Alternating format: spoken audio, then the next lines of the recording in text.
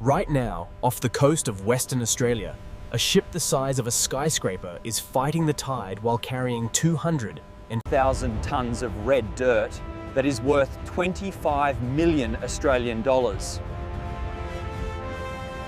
Welcome to Port Hedland, a hot, dusty town that serves as the single most valuable patch of concrete in the Southern Hemisphere, where every 24 hours, over $200 million leaves the harbour, meaning that if this port stops working for just one day, the Australian economy doesn't just hiccup, it has a heart attack.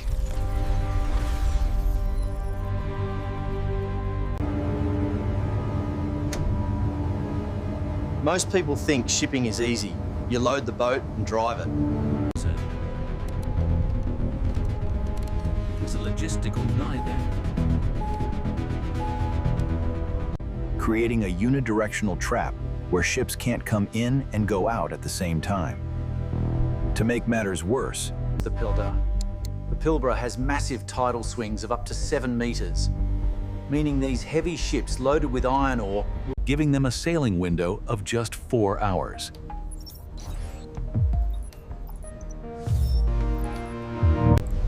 it becomes a hike.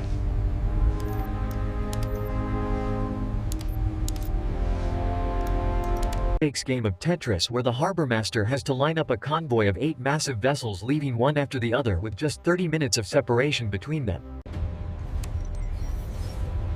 And if one ship creates an engine fault or a captain gets the angle wrong, the channel is blocked and Australia loses $10 million an hour.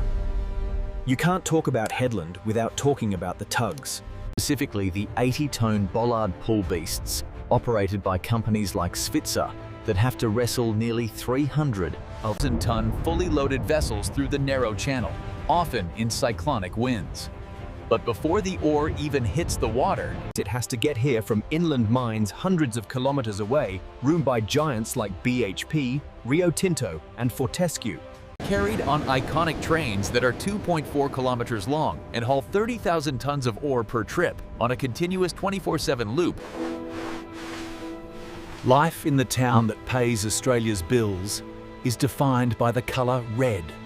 As iron ore dust is in the air, the carpet, and your lungs, creating the Pilbara tan that ruins cars in 20 minutes.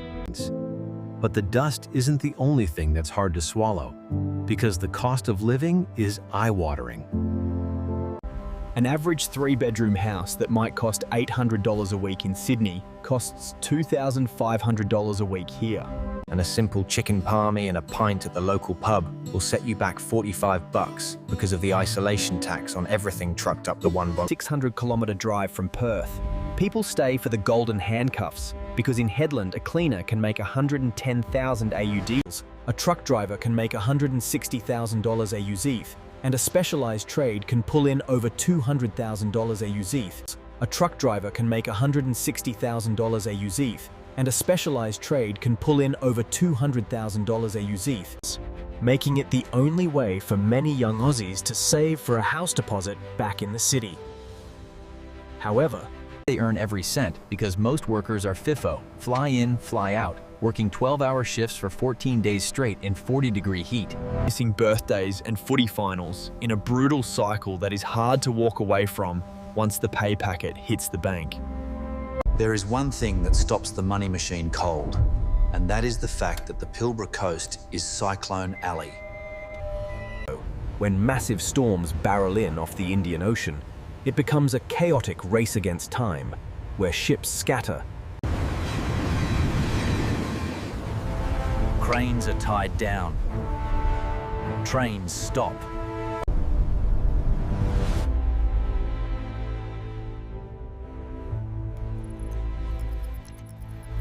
Port Hedland isn't pretty, being loud, dirty, and expensive. But looking at the steel in your car, the girders in your office building, or the fridge in your kitchen, there is a very good chance the iron for all of it came through this tiny, dusty channel in Western Australia, proving it is the engine room of the nation where, as long as the world needs steel, the ships will keep coming.